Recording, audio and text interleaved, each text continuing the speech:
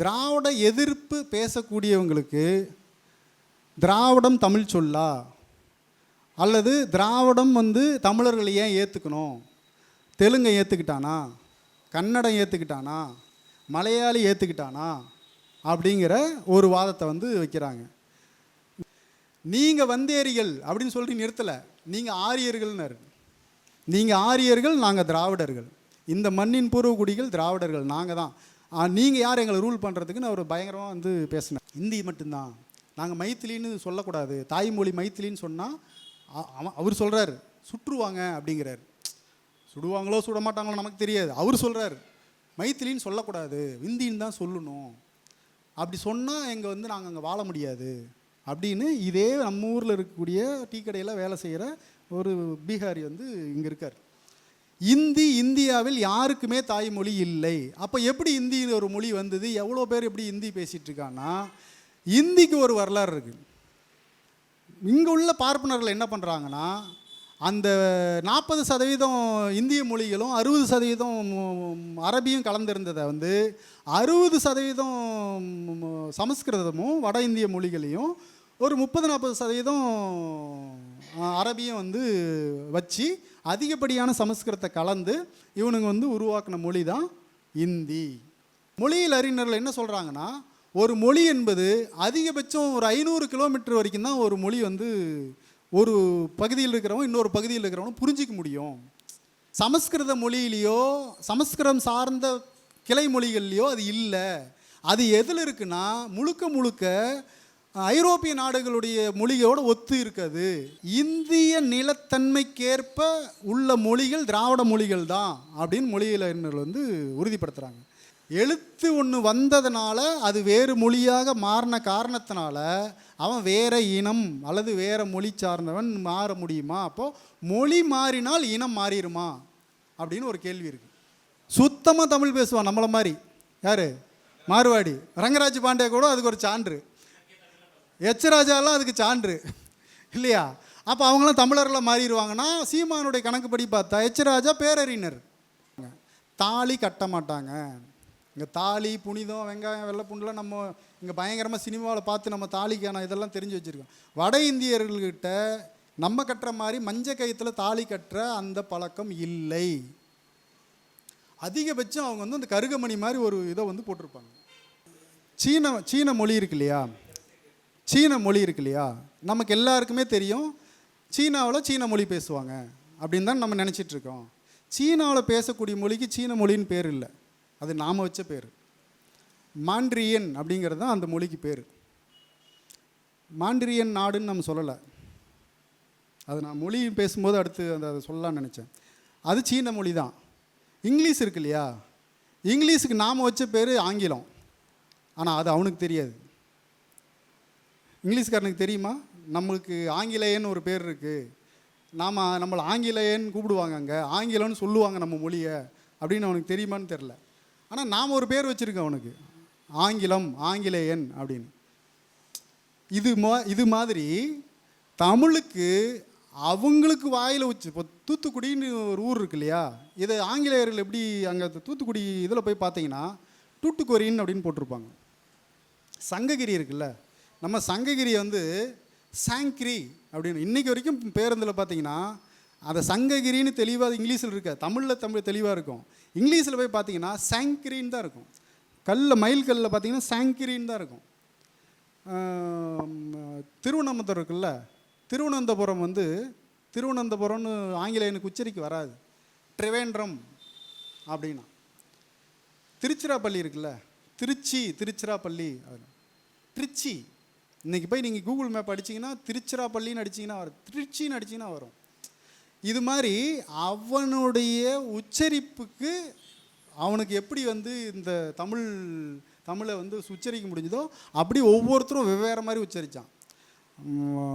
சீனக்காரன் ஒரு மாதிரி உச்சரித்தான், வடக்கன் ஒரு மாதிரி நம்மளை உச்சரித்தான், நம்மளை அழைச்சான். கிரேக்க நாட்டில் சேர்ந்த யாத்திரிகர்கள் நம்ம ஒரு மாதிரி, ஒவ்வொருத்தரும் ஒரு மாதிரி அழைச்சாங்க. ஆக இதனுடைய எல்லாத்தையும் சேர்ந்த வடிவம் தான் திராவிடம் அப்படிங்கிறது. ஆக தமிழ் அது நம்ம பாவாணர்லேருந்து மொழியியல் அறிஞர்கள் பல பேர் சொல்லியிருக்காங்க, தமிழ் தான் தமிழ, திரமிழ, திரமிட, திராவிட அப்படின்னு வந்து மருவி வந்துச்சு. வடக்க போக போக தமிழினுடைய பேர் தான் அப்படி மருவி இருக்குது அப்படிங்கிறத வந்து நம்ம தமிழறிஞர்களே வந்து அதை ஒத்துக்கிறாங்க. ஆக தோழர் கேட்டது அதுதான், ஏன் நாங்கள் வந்து வட சொல்லான திராவிடங்கிற சொல்லை பயன்படுத்தணும் அப்படிங்கிறாங்க இல்லையா. திராவிடம் என்பது வட சொல்லே இல்லை, தமிழினுடைய இன்னொரு பேர் அது.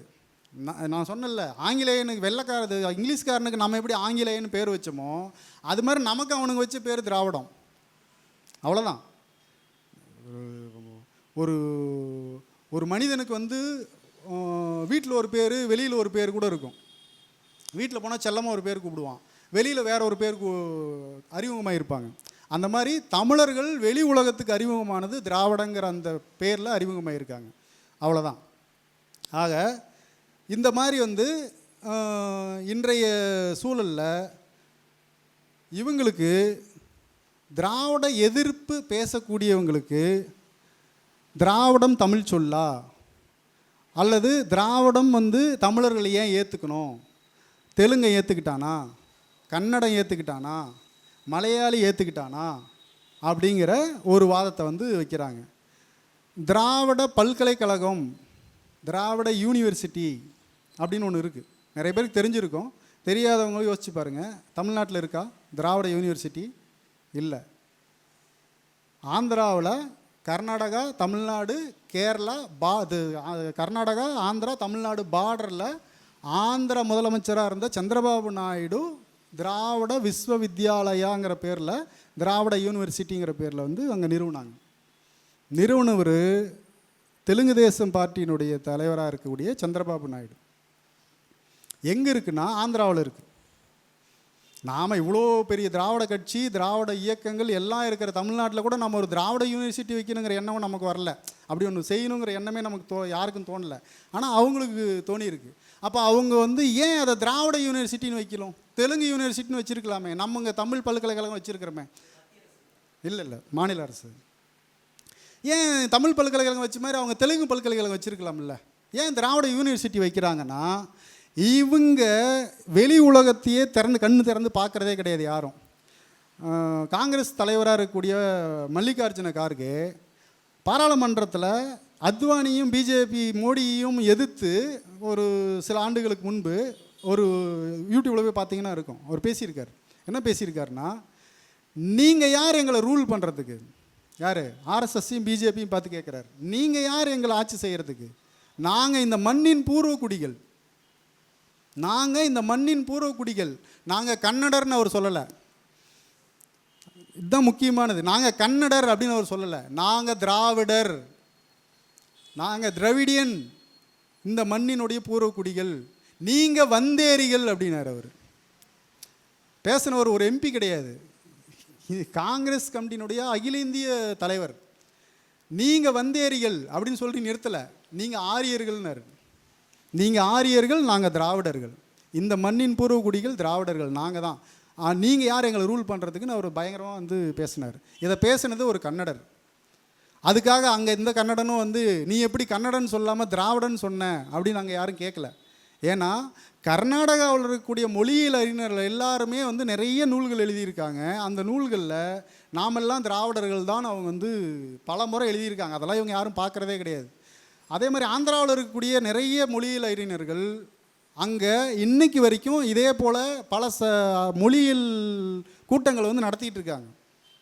அது நம்ம அங்கே ஒருத்தர் இருக்கார், தெலங்கானாவில் நம்ம திராவிடர் கழகத்தினுடைய கிளையை வந்து அங்கே வச்சுருக்கார், தெலங்கானாவில் வச்சுருக்காரு. இங்கே நிறைய மாநாடுகளுக்கெல்லாம் கூட வந்து கலந்துக்குவார். அவரோடு பேசிகிட்டு இருக்கும்போது ஒரு முறை சொன்னார், நாங்கள் எல்லா மாவட்டத்துலேயும் இந்த திராவிட இயக்கத்தினுடைய திராவிட இதை சிந்தனையை பரப்பக்கூடிய வேலைகளை வந்து நாங்கள் எல்லா மாவட்டத்துலையும் செஞ்சிகிட்ருக்கோன்னு அவர் நிறைய ஃபோட்டோஸ், நிறைய அங்கே நடந்த நிகழ்ச்சிக்கான இதெல்லாம் காட்டினார். அவர் ஃபோனில் வந்து அடிக்கடி அங்கே நிகழ்ச்சினா ஏதாவது தகவல் அனுப்பிவிடுவார்.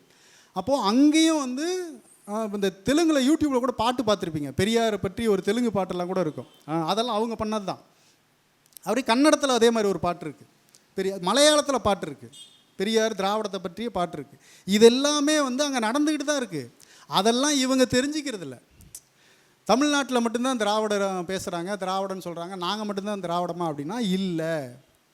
பீகாரி இருக்கான் பாருங்க, நேபாளத்துக்கு ஒட்டி இருக்கக்கூடிய பீகாரில் இருக்கிறவனும் திராவிடம் தான். இந்தியாவில் ஆதிக்கத்தோடு ஆதிக்க சிந்தனையோடு இருக்கக்கூடிய ஆரிய பிரிவையும் அது சார்ந்த நபர்களையும் தவிர்த்து மீதி இருக்கக்கூடிய எல்லாருமே திராவிட இனத்தை சேர்ந்தவன் தான். அதுக்கு நீங்கள் மொழி எடுத்து பார்த்தீங்கன்னா உங்களுக்கு வந்து அதில் வந்து நிறைய தரவுகள் கிடைக்கும். இனம் அப்படிங்கிறதுல கூட தரவுகள் குறைவாக இருக்கும். ஆனால் மொழியில் வந்து பார்த்திங்கன்னா ஏகப்பட்ட தரவுகள் இருக்குது. என்னென்னா, இந்த மொழி கட்டமைப்பு இருக்கு இல்லையா, திராவிட மொழி குடும்பங்கள் இருக்குல்ல, தமிழ், தெலுங்கு, கன்னடம், மலையாளம், துளு, தோடா, தொத்தி, நிறைய ஒரு 88 மொழிகள் இருக்குது. அந்த 88 மொழிகளும் ஒரே வகையை சார்ந்த மொழி குடும்பங்கள். இந்த மொழிகளில் புத்தருடைய மொழி, புத்தர் பேசின மொழி, புத்தர் காலத்து மொழி பாலி மொழி. அதனுடைய தொன்மையானது வந்து பிராகிருதம். புத்தருடைய தாய்மொழி பாலி. இப்போ பாலி மொழி எங்கே இருக்குது? இந்தியாவில். புத்தர் வந்து இதே இந்தியாவில் பிறந்தவர் தான், இதே பீகாரில் வந்து பிறந்தாருன்னு தான் ஆய்வாளர்கள் சொல்கிறாங்க. ஆனால் பீகாரினுடைய மொழி எது அப்படின்னா பீகாரின்னு நம்ம சொல்லிகிட்டு இருப்போம்.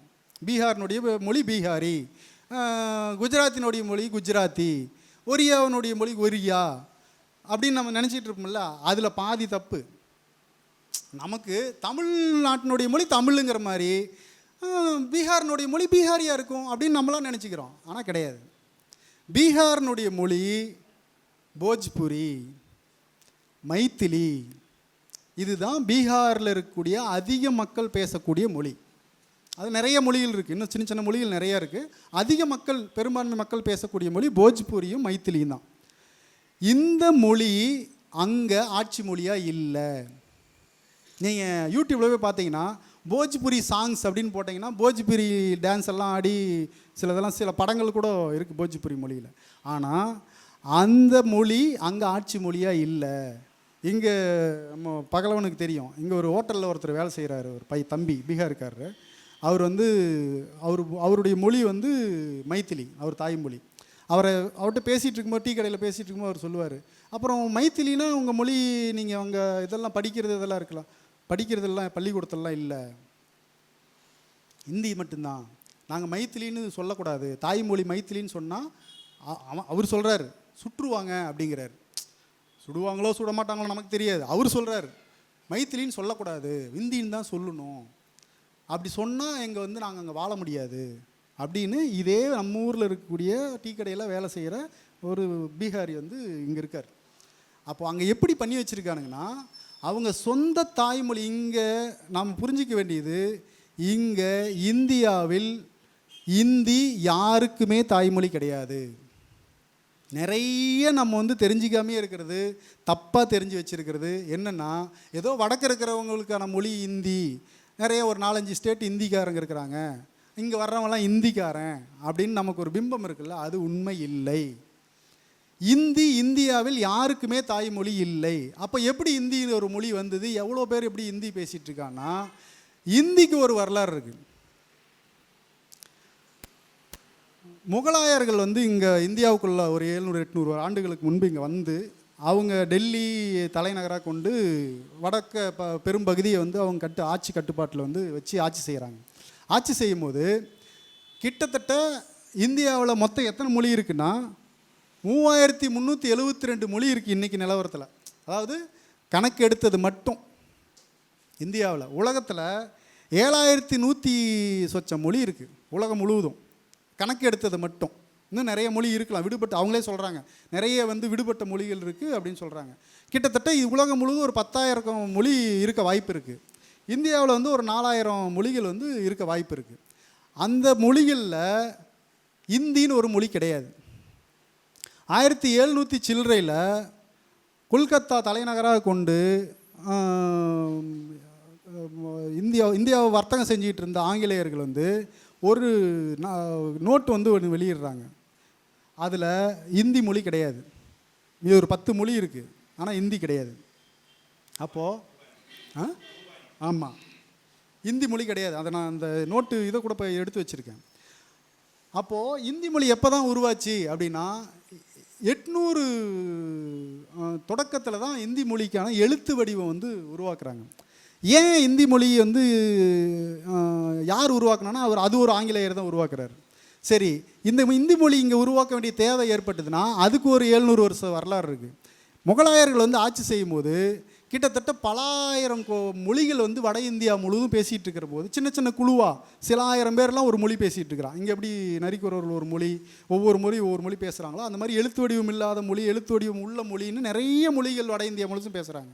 அப்போ முகலாயர்களுக்கு வந்து என்ன சிக்கல் வருதுன்னா, இவங்க எல்லாரையும் ஒரு குடையின் கீழே கொண்டு வந்து ஆட்சி செய்யறதுக்கு ஒரு பெரிய பிரச்சனையாக தடையாக வந்து மொழி அவங்களுக்கு வந்து ஏற்படுது. அதனால் அவங்க என்ன பண்ணுறாங்கன்னா, அவங்க மொழி வல்லுநர்களை கூப்பிட்டு இவங்க எல்லாருக்கும் பொருந்துகிற மாதிரி எல்லாரோடையும் சேர்ந்து தொடர்பு கொள்கிற மாதிரி ஒரு மொழியை வந்து உருவாக்குங்க அப்படின்னு சொல்கிறாங்க. அப்படி உருவாக்கப்பட்ட மொழி தான் உருது. உருதுங்கிற மொழி முகலாயர்களுடைய மொழி வந்து அரபி. இப்போ இன்றைக்கி வந்து அரபு நாடுகள்னு சொல்கிறோம் இல்லையா, அதெல்லாம் அரபி. அவங்க அரபியில் இங்கே வந்தவங்க இங்கே வெவ்வேறு மொழிகள் ஆயிரக்கணக்கான மொழி பேசிகிட்டு இருக்கும்போது இது எல்லாத்தையும் சேர்த்து வச்சு அவங்களோட நாம தொடர்பு கொள்கிறதுக்கு நம்மளோட அவங்க தொடர்பு கொள்கிறதுக்கு ஒரு மொழி வேணுங்கிறதுக்காக செயற்கையாக முதல்ல உண்டாக்கப்பட்ட மொழி உருது. இந்த உருது தான் நீண்ட காலமாக முகலாயர்களுடைய ஆட்சி மொழியாக இருந்தது. இந்தியாவில் ஆட்சி மொழியாக இருந்து பாகிஸ்தான் உள்ளிட்ட பகுதியில் ஆட்சி மொழியாக இருந்தது. இதில் நிறைய 60% வந்து அரபியும் 30-40% வந்து இந்திய மொழிகளில் இருக்கக்கூடிய சொற்களும் கலந்து ஒரு மொழி உருவாக்குறாங்க. இது போயிட்டுருக்கும்போது முஸ்லீம்கள் மதம் மாறினவங்க, இந்த ஆட்சி காலத்தில் மதம் மாறின மக்கள், இங்கேருந்து மதம் மாறினவங்கெல்லாம் அதை வந்து தங்களுடைய அதிகபட்ச மொழியாக வந்து வீட்டு மொழியாக எல்லாத்தையும் பயன்படுத்த ஆரம்பித்த போது இங்கே உள்ள பார்ப்பனர்களுக்கு அது ஒரு உள்ளுக்குள்ளே ஒரு வடுவாகவே இருந்துக்கிட்டே இருக்குது நீண்ட காலமாக. இது உருதுங்கிற ஒரு மொழி முஸ்லீம் மொழியாக அவங்க பார்வையில் பார்க்கப்படுது. ஆனால் அது ஆட்சி நிர்வாகத்துக்கான மொழியாக தான் அவங்க உருவாக்குறாங்க. அப்போது 800 காலகட்டத்தில் எல்லிஸ்ன்னு நினைக்கிறேன் அவருடைய பேர், அவர் தான் வந்து எல்லிஸுங்கிறவர் தான் வந்து என்ன பண்ணுறாருன்னா இந்திக்கான எழுத்து வடிவத்தை வந்து உருவாக்குறாரு.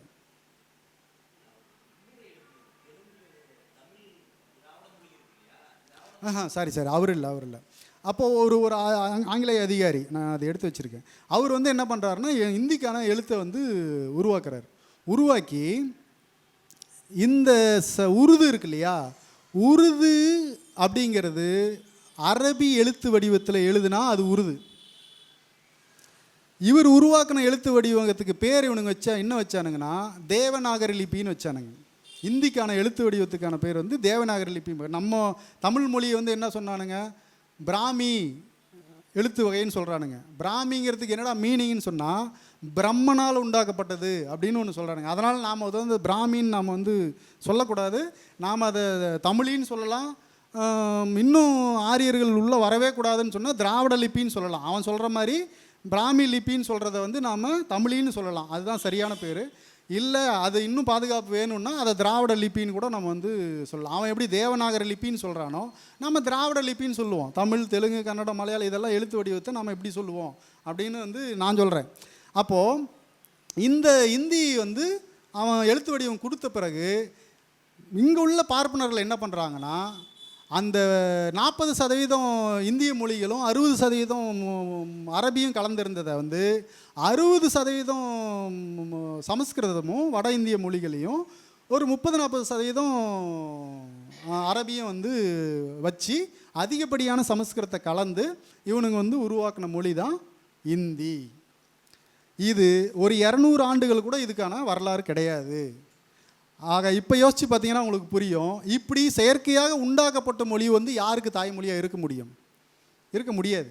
அப்போது இதை இந்திய அரசியலமைப்பு சட்டம் இங்கே கொண்டு வரப்படும் போது கட்டாய சட்டத்தின் பேரில் இந்தியை வந்து ஒரு அலுவல் மொழி அப்படின்னு வந்து அறிவித்து வட இந்தியாவில் அலுவல் மொழிக்கும் தேசிய மொழிக்கும் இந்த மொழிக்கும் வித்தியாசம் தெரியாதனால அதை கட்டாயமாக்கி பீகாரில் தான் முதல்ல வந்து இந்தியை வந்து அங்கே ஆட்சி மொழியாக, மாநிலத்தினுடைய ஆட்சி மொழியாக அறிவித்தாங்க. அறிவித்ததன் விளைவாக அங்கே அவங்களுடைய மாநில மொழிகளாக இருந்த பல மொழிகள் வந்து அழிஞ்சிருச்சு. கிட்டத்தட்ட மணி அண்ணன் கூட இதை வந்து பேசியிருக்காரு இப்போ சமீபத்தில். கிட்டத்தட்ட 100கணக்கான மொழிகள் வந்து வட இந்தியாவில் எழுத்து வடிவம் உள்ள மொழிகளே அழிஞ்சு போச்சு. இந்தியினுடைய வருகையால்.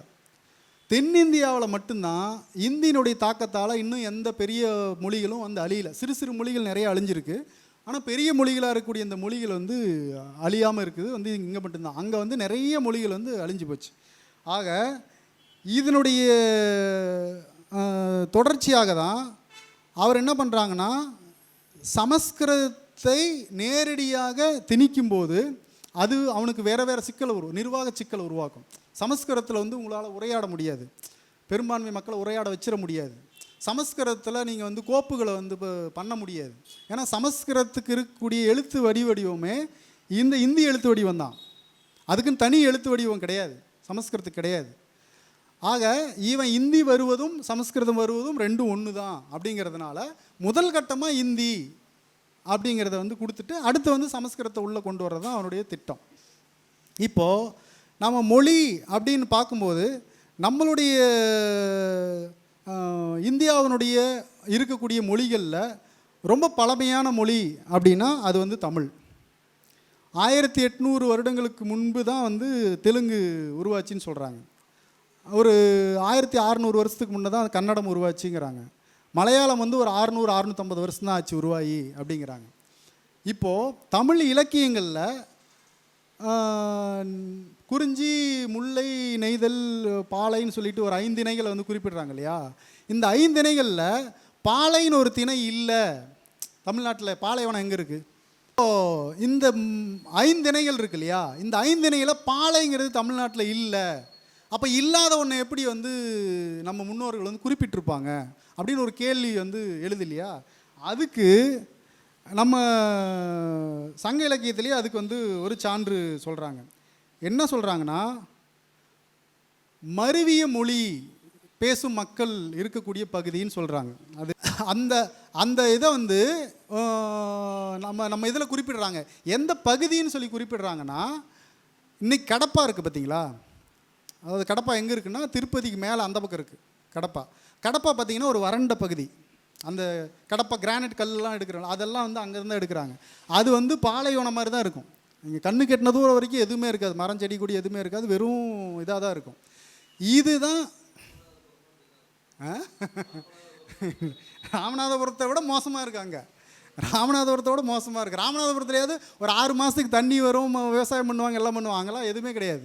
அப்போது இந்த பகுதி உள்ளடக்கியது தான் தமிழ்நாட்டினுடைய பகுதி அப்படின்னு சொல்லிட்டு சொல்கிறாங்க. எது கடப்பா உள்ளிட்ட பகுதிகள்லாம் சேர்ந்தது தான் தமிழ்நாட்டினுடைய பகுதின்னு சொல்லிட்டு சொல்கிறாங்க. அதனால தான் அதை பாளையன்னு குறிப்பிடுறாங்க அப்படிங்கிறது. நம்ம வெங்கடம் வரைக்கும் தான் நம்மளுடைய பகுதின்னு சொன்னது வந்து பிற்காலத்தில் ஒரு 1800 2000 அந்த காலகட்டத்தில் தான் வந்து வேங்கடம் வரைக்கும் நம்ம சுருங்கிட்டோம். அதுக்கு முன்னாடி இன்னும் நம்ம வந்து 6000 வருஷத்துக்கு முன்னே நம்ம சிந்துவெளி சமவெளி வரைக்குமே இருந்தோம். அப்படியே காலப்போக்கில் இப்போ ஆரியர்களுடைய இது ஆதிக்கம் அதிகமாக நம்ம அப்படியே சுருங்கி தான் இப்போ இங்கே வந்து நின்றுருக்கிறோம். ஆக இந்த மொழியியல் அறிஞர்கள் என்ன சொல்கிறாங்கன்னா, ஒரு மொழி என்பது அதிகபட்சம் ஒரு 500 கிலோமீட்டர் வரைக்கும் தான் ஒரு மொழி வந்து ஒரு பகுதியில் இருக்கிறவங்க இன்னொரு பகுதியில் இருக்கிறவங்க புரிஞ்சிக்க முடியும். ஒரே மொழி தான். அதுக்கு நிகழ்கால எடுத்துக்காட்டு என்னென்னா, சைனாவில் கிட்டத்தட்ட 80-90% வந்து ஒரு 80-90% வந்து பார்த்திங்கன்னா மாண்டரியன் சொல்லக்கூடிய சைனா மொழி தான் எல்லோரும் பேசுவாங்க. ஆனால் பீஜிங்கில் பேசக்கூடிய அந்த பழங்குடி மக்களுடைய மொழி சாங்காயில் இருக்கிற பழங்குடி மக்களுக்கு வந்து புரியாது.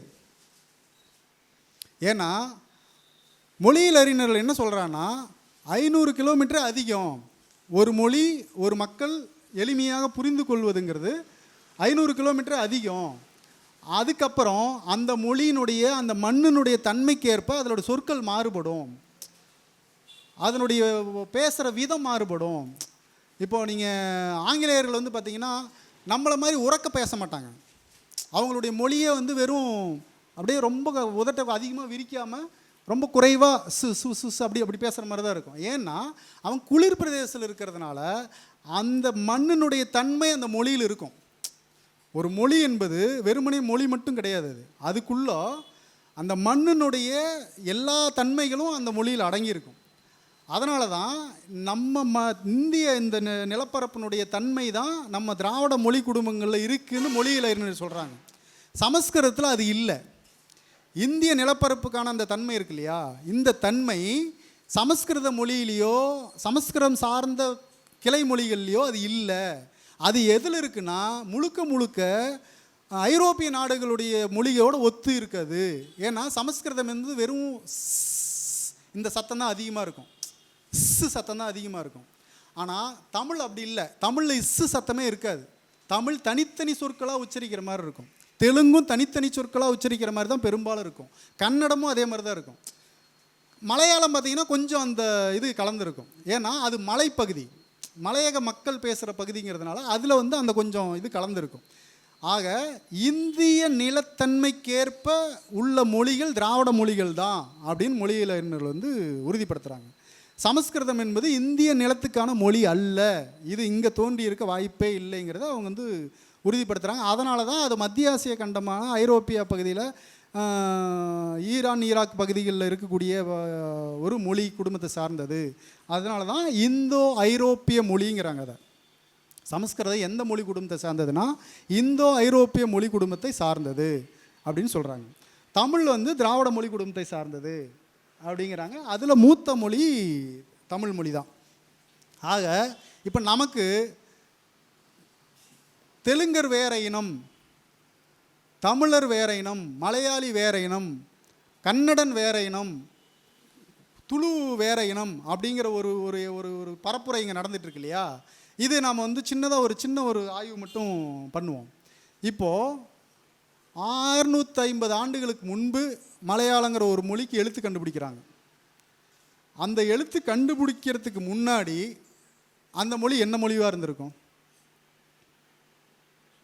தமிழ் தானே, தமிழ் மொழி தானே. தமிழ் அதை சேர நாடு, அது இன்றைக்கும் சேர நாடுன்னு தான் சொல்லிகிட்டு இருக்கிறோம். இப்போ சேர மக்கள், சேர நாடு, அந்த பகுதியில் இருந்த மக்கள் மலையக மக்கள் பேசிய தமிழ். அது மலைப்பகுதி, பெரும்பாலும் மலைப்பாங்கான பகுதிங்கிறதுனால மலையக மக்கள் பேசிய தமிழ் தான் மலையாளம்னு இன்றைக்கி வந்து எழுத்து கண்டுபிடிச்சதுனால அது வேற ஒரு மொழியாக மாறிடுச்சு. அப்போது 650 ஆண்டுகளுக்கு முன்பு வரைக்கும் அவர்கள் தமிழர்கள். எழுத்து ஒன்று வந்ததுனால அது வேறு மொழியாக மாறின காரணத்தினால அவன் வேற இனம் அல்லது வேற மொழி சார்ந்தவன் மாற முடியுமா? அப்போது மொழி மாறினால் இனம் மாறிடுமா அப்படின்னு ஒரு கேள்வி இருக்குது. மொழி இனத்தை மாற்றிவிடுமா அப்படின்னு. இதுக்கு இங்கே ஒரு எடுத்துக்காட்டு பார்க்குறத விட நம்ம எல்லாருக்கும் தெரிந்த எகிப்தை நம்ம வந்து ஒரு எடுத்துக்காட்டாக வச்சுக்குவோம். எகிப்து கிட்டத்தட்ட சிந்து சமவெளி மாதிரியே ஒரு 5000 ஆண்டு பழமையான ஒரு நாகரிகம். எகிப்து மொழின்னு ஒன்று இருந்தது. அந்த பிரமிடெல்லாம் இருக்கு இல்லையா, அதில் உள்ள எழுத்து வடிவமெல்லாம் வந்து பழமையான எகிப்து மொழியினுடைய ஒரு வடிவம் தான் அங்கே வந்து இருக்குது. ஆனால் இன்னைக்கு எகிப்தினுடைய ஆட்சி மொழி எது அப்படின்னு பார்த்தீங்கன்னா அரபி. ஆட்சி மொழி மட்டும் இல்லை, மக்கள் மொழியே அரபி. சரி, எகிப்தியர்கள்லாம் எங்கே போனாங்க? எகிப்து மொழி ஒன்று பேசிகிட்டு இருந்தாங்க இல்லையா, அவங்களாம் இப்போ எங்கே போனாங்க? இவங்களாம் யார்? அரபி. இவங்களாம் அரபியிலேருந்து அங்கே குடியேறினவங்களா அப்படின்னா இல்லை. அரபி நாடு அங்கே படையெடுத்து அந்த நாட்டை பிடிக்கும்போது எகிப்திய மொழியை முழுமையாக வந்து தவிர்த்துட்டு அரபி மொழியை அங்கே வந்து ஆட்சி மொழியாக ஆக்கி மக்களும் அரபி மொழியை வந்து முழுமையாக ஏற்றுக்கொண்டு இன்றைக்கி எகிப்தில் இருக்கிறது மக்கள் மொழியும் அரபி தான், ஆட்சி மொழியும் அரபி தான். அங்கே எகிப்து மொழின்னு ஒன்று இல்லவே இல்லாமல் போயிடுச்சு. சரி, இப்போது அரபி பேசிகிட்டு இருந்த மக்கள் எகிப்து பேசிகிட்டு இருந்த மக்கள் எகிப்து இனமாக இருந்தவன் இப்போ அரபி ஏற்றுக்கிட்டு அரபி முழுமையாக ஏற்றுக்கிட்டு பேசிகிட்டு இருக்கானே, அவன் இப்போது இனம் மாறிட்டானா? எகிப்து மொழியை அவனுடைய ஒரிஜினல் மொழி எகிப்து தான், ஆனால் அது இல்லை. இன்றைக்கி அவன் முழுக்க இன்றைக்கி அரபி மொழி பேசுகிறான். இப்போ அவன் இனம் மாறிட்டானா? அப்படி மாற முடியுமா? இனம் வந்து மாறக்கூடியதா அப்படின்னு பார்த்தா, இனம் என்பது இயற்கையானது. இனம் எந்த காரணத்தை கொண்டு உங்களால் மாற்றிக்க முடியாது. பப்புவா நியூ கினியாவிலேருந்து மலேசியா, சிங்கப்பூர், பிஜி தீவுலேருந்து பல நாடுகளுக்கு இங்கேருந்து நம்ம 200-300 வருஷத்துக்கு முன்னே கூலிகளாகவும் கரும்பு தோட்டத்தில் வேலை செய்கிறதுக்காகவும் ஆங்கிலேயர்களாக அழைச்சி செல்லப்பட்டாங்க. இன்றைக்கி அங்கே ஒரு 5-6 தலைமுறைகளாக வந்து 7-8 தலைமுறைகளாக அங்கே வாழ்ந்துட்டுருக்காங்க. அதில் ஆனா ஊனா கூட பேச தெரியாத தமிழர்கள் வந்து அங்கே இருக்கிறாங்க. அந்த நாட்டு மொழியை பேசிக்கிட்டு ஆங்கிலம் பேசிக்கிட்டு தமிழர்கள் அங்கே வாழ்ந்துட்டுருக்காங்க. பிஜி தீவில், பல நாடுகளில் வந்து இருந்துகிட்ருக்கான். அவன் பேசுகிற மொழியின் அடிப்படையில் பார்த்தா அவன் வேற இனமாயிருவானா? அவன் அங்கே என்ன மொழி பேசுகிறானோ அதுதான் 3-4 தலைமுறையாக பேசிகிட்டு இருக்கான். அவன் தாய்மொழியே அதுதான். தாய்மொழின்னு நம்ம சொல்கிறோம் இல்லையா? அப்படி பார்த்தா அவன் தாய்மொழியே அதுதான். அப்போ அவன் வந்து அந்த இனமாக மாறிடுவானா என்ன? மொழி மாறினா இனம் மாறும்னு சொன்னால் இங்கே நிறைய பேர் வந்து வேறு வேறு இனமாக தான் இருக்க முடியும். ஆனால் மொழி மாறினா இனம் மாற வாய்ப்பே இல்லை. இங்கே 100 வருஷத்துக்கு முன்னாடி இவன் வந்தான்ல மார்வாடி, அவன் குழந்தைங்கள்லாம் தமிழ் படித்து இன்றைக்கி தமிழில் பட்டம் பெற்று இலக்கியம் கவிதைகள்லாம் எழுதி புத்தகமெல்லாம் வெளியிட்டு இருக்காங்க. சுத்தமாக தமிழ் பேசுவான் நம்மளை மாதிரி. யார்? மார்வாடி. ரங்கராஜ் பாண்டே கூட அதுக்கு ஒரு சான்று, எச்ராஜாலாம் அதுக்கு சான்று இல்லையா? அப்போ அவங்களாம் தமிழரில் மாறிடுவாங்கன்னா சீமானுடைய கணக்குப்படி பார்த்தா எச்ராஜா பேரறிஞர், ஒரு தமிழ் மூத்தவர்னு கூட சொல்லுவாங்கன்னு நினைக்கிறேன். அப்போது மொழி என்பது, இப்போ நம்ம அந்த மொழியை பற்றி தான் இப்போ பார்க்க போகிறோம். என்னென்னா மொழி என்பது எப்படி தோன்றுச்சு மனிதர்கள்கிட்ட அப்படின்னா, முதல்ல மனிதர்களுக்கான தங்களுடைய எண்ணங்களையும் தங்களுடைய அனுபவங்களையும் தங்களுக்குள்ளே இருக்கக்கூடிய சிந்தனைகளையும் எதிரில் சக மனிதனுக்கு பகிர்ந்து கொள்வதற்கு அவனுக்கு ஒரு கருவி தேவைப்பட்டுச்சு. அது அனுபவத்தின் பூர்வமாக அவனுக்கு உண்டானது தான் அந்த சத்தம் எழுப்புறது. சத்தம் எழுப்புறது தான் மனிதனுடைய முதல் மொழி. ஆடு அவன் கண்ணில் பார்த்தான்னா ஆடு மாதிரி ஒரு சத்தம் போடுவான். அவர் புலியை பார்த்தான்னா புலி மாதிரி ஒரு சத்தம் போடுவான். ஒரு என்னென்ன விலங்கு அவன் வந்து பார்க்குறானோ அந்த விலங்கு மாதிரி சத்தம் போடுவான். இடி இடிக்குதுன்னா அந்த இடி இடிக்கிற மாதிரி ஒரு சத்தத்தை எழுப்புவான், அதை சக மனிதனுக்கு புரிய வைக்கிறதுக்காக. இப்படியாக மனிதனுடைய முதல் மொழி என்பது சத்தம், ஓசை எழுப்பது. இந்த ஓசை தான் காலப்போக்கில் அனுபவபூர்வமாக மாறி மாறி மாறி மாறி பக்குவப்பட்டு செம்மையடைஞ்சு மொழியாக மறுவுது. மனிதனுக்கு 3 விதமான தங்களுடைய எண்ணங்களை வெளிப்படுத்துறதுக்கு 3 விதமான வாய்ப்பு இருக்குது. ஒன்று பேசுறது, சத்தம் எழுப்புறது. 2வது எழுதுவது, எழுத்து பிற்காலத்தில் வந்தது, ரொம்ப பிற்காலத்தில் வந்தது. பேச்சு முன்னாடியே வந்துருச்சு, எழுத்து ரொம்ப பிற்காலத்தில் வருது. அடுத்து 3வது நடித்து காட்டுறது தான் கலையாக மாறினது. ஒரு விஷயத்தை பேச தெரியாத அல்லது எழுத முடியாத சூழலில் ஒன்று அது எப்படி அவன் பார்த்தானோ அவனுக்கு எப்படி அதை தெரிஞ்சதோ அப்படியே பிறருக்கு செஞ்சு காட்டுறது, நடித்து காட்டுறது. இந்த 3 வகையாக தங்களுடைய எண்ணங்களை தங்களுடைய அனுபவங்களை பிறருக்கு பகிர்ந்துக்க முடியும் அப்படிங்கிறது தான் மொழி. ஆக மனித இனம் தோன்றியது 35 லட்சம் வருடங்களுக்கு முன்பு தோன்ற ஆரம்பிச்சுது, பரிணமிக்க ஆரம்பிச்சுது. அது நவீன மனித இனம் வந்து 3 லட்சம் ஆண்டுகள் ஆகுதுங்கிறான். ஹோமோசோபியன்ஸ்ன்னு சொல்லக்கூடிய இந்த நவீன மனித இனம் வந்து 3 லட்சம் வருடங்கள் ஆகுது அப்படிங்கிறான். அதில் மொழிகள் தோன்றியது அதிகபட்சம் வச்சுக்கிட்டா கூட 40,000 ஆண்டுகளுங்கிறான். மொழிகள்னால் பேசுகிற மொழி சொல்கிறேன் நான், பேச்சு வழக்கு மொழி. எழுத்து வகை 10லிருந்து 15,000 ஆண்டுகள் தான். இந்த எகிப்தில் நம்ம வந்து பார்த்தோம்ல கோட்டு எழுத்துக்கள், சிந்து சமவெளியில் பார்க்குற அந்த சித்திர எழுத்துக்கள் இருக்குல்ல, இதெல்லாம் வந்து அதிகபட்சம் ஒரு 6,000லேருந்து 10,000, இன்னும் ரொம்ப அதிகமாக போனால் கூட ஒரு 5,000 வருஷம்தான். அவ்வளோதான் இந்த சித்திர எழுத்துக்கள் வந்தது. நவீன எழுத்துக்கள் எல்லாம் வந்து பார்த்திங்கன்னா ஒரு 5,000-6,000 வருஷத்துக்குள்ளே தான் இன்றைக்கி இருக்கிற இந்த நவீன எழுத்துக்கள் வந்தது அப்படிங்கிறத வந்து மொழியியல் ஆய்வினர் சொல்கிறாங்க. இப்போ நமக்கு இதிலேருந்து என்ன கேள்வி நமக்கு எழுது அப்படின்னா, 35 லட்சம் வருஷத்துக்கு முன்னாடி உருவான பரிணமித்த மனிதன் 3 லட்சம் வருடங்களுக்கு முன்பு நவீன மனிதன் உருவாயிருக்கான். அதுலேருந்து ஒரு 5,000-6,000 வருடங்களுக்கு முன்பு உருவான ஒரு மொழி. அது எல்லா மொழியும் சேர்த்து சொல்கிறேன், தமிழ் மட்டும் இல்லை, உலகத்தில் இருக்கிற எல்லா மொழியும் சேர்த்து அதிகபட்சம் ஒரு 10,000 வருடங்கள் தான் மொழி வந்து நம்ம கைக்கு புழக்கத்துக்கு வந்தது. ஆக 3 லட்சம் வருடங்களுக்கு முன்பே நவீன மனிதன் வந்துட்டான். அந்த மனிதனுக்கு 10,000 வருஷத்துக்கு முன்னே வந்தது தான் அடையாளம், முதன்மையான அடையாளம், அதுதான் முற்றிலும் அடையாளம் அப்படின்னு சொல்வது அறிவியல் பூர்வமானதாக தெரியவில்லை. ஏன் அப்படின்னா மொழி என்பது மாறிக்கொள்ளக்கூடியது. இங்கே சிக்கலே என்னென்னா, பாப்பான்லாம் வந்து தமிழனா மாறிட்டான், மார்வாடியெல்லாம் வந்து தமிழனா மாறிட்டான். இன்னும் சொல்ல போனால் பல ஆட்சியாளர்கள் இங்கே வெள்ளையர்கள் இங்கே ஆட்சி செய்யும் போது அவங்க இங்கே தங்கி போனவங்களாம் இங்கே இன்னும் இருக்காங்க, சுத்தமாக தமிழ் பேசுவாங்க. அப்போது மொழியின் அடிப்படையில் ஒரு மனிதனை நீங்கள் பிரிச்சிட முடியாது, இனமாக பிரிச்சிட முடியாது அப்படிங்கிறது அறிவியல் பூர்வமான ஒரு விஷயமா இருக்குது. அப்போ என்ன பண்ணுறது, எப்படி தான் வந்து அப்புறம் நம்ம யாருன்னு எப்படி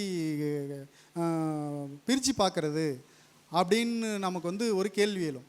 அதுதான் மீண்டும் மீண்டும் மீண்டும் மீண்டும் சொல்கிறோம், நமக்குன்னு ஒரு பண்பாடு இருக்குது, தமிழர்களுக்குன்னு இந்த நிலத்துக்குன்னு குறிப்பாக தென்னிந்தியர்களுக்குன்னு ஒரு பண்பாடு இருக்குது.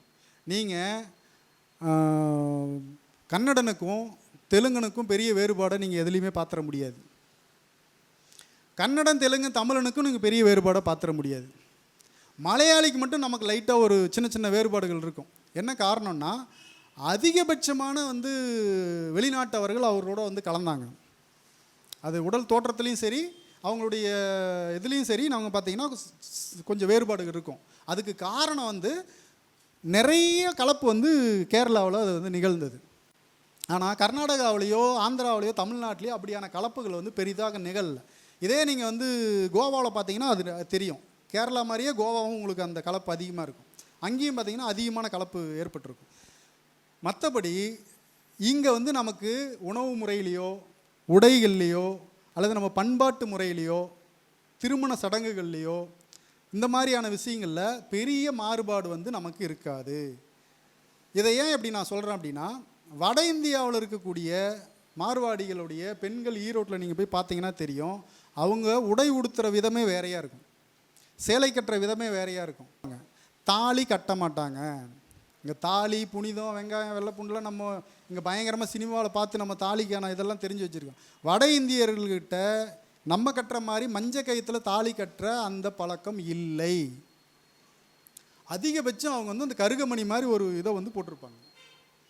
இந்துக்கள் தான், ஆனால் எல்லாம் ஆர்எஸ்எஸ் பிஜேபி கணக்குப்படி பார்த்தா இந்துக்கள் தான். ஆனால் தென்னிந்தியாவில் ஆந்திராவிலையும் கர்நாடகாவிலையும் கேரளாவிலையும் தமிழ்நாட்டிலையும் தாலி கட்டுற முறை இருக்குது. மஞ்ச கயிற்றில் தாலி கட்டுற முறை இந்த 4 ஸ்டேட்லேயும் இருக்குது, ஒரே மாதிரி இருக்குது. ஆனால் வட இந்தியாவில் அது இல்லை. அங்கே ஒவ்வொரு ஸ்டேட்டில் ஒவ்வொரு மாதிரி இருக்குது. இப்படி நீங்கள் உணவு எடுத்துக்கங்க. உணவு கர்நாடகாவில் இருக்கிற உணவும் நம்மளுடைய தமிழ்நாட்டு உணவும் ஆந்திரா உணவும் பெரிய வேறுபாடு இருக்காது. காரம் கொஞ்சம் கூட குறைச்சி இருக்கும். அவங்க கொஞ்சம் காரம் அதிகமாக சாப்பிடுவோம், நம்ம கொஞ்சம் காரம், இது அவ்வளோதானே ஒழிய பெரிய உணவு இதில் இருக்காது. உடையிலையும் அதே மாதிரி பெரிய வித்தியாசமெல்லாம் இருக்காது. இப்படி எதை பார்த்தாலுமே நமக்குள்ளே பெரிய மாறுபாடு இருக்குது. அதே மாதிரி 4 பேரை நிறுத்தி வச்சு பார்த்தோம்னா கூட ஒரே மாதிரி உடை கொடுத்து நிறுத்தி வச்சு பார்த்தா உங்களுக்கு ஆந்திராக்காரன் யார், கர்நாடகாக்காரன் யார், தமிழ்நாட்டுக்காரன்னு கண்டுபிடிக்க முடியாது. பேசினா தான் தெரியும் அவன் யாருன்னு தெரியும். ஆக இப்படியான பேசினா மட்டும் தெரியறது மொழி, பார்த்தாவே தெரியறது இனம்.